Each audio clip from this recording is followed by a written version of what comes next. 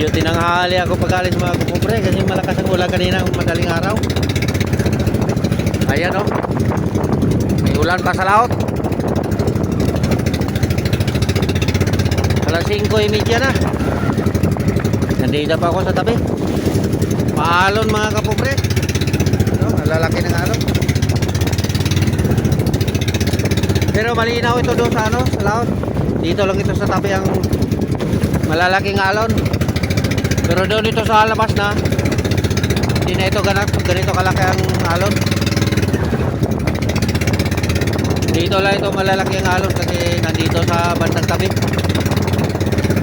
Babangga kasi yung alon sa baybayin kaya medyo malalaki yung alon. Nagwindi ako bago umalis. Mahina lang naman ang hangin. Mamaya mahina lang ito. Pero kung hindi man tumama yung wind kung lumakas man itong hangin, uuwi na lang ako. Hindi naman ako masyadong magpalaot. Dito lang ako banda sa tabi. Malaki talaga ang alon dito mga kapobre. Saka sigurado ito maligo ako mamaya dahil malaki ang ulan. You know? Maulan. Malapit na lumabas yung araw.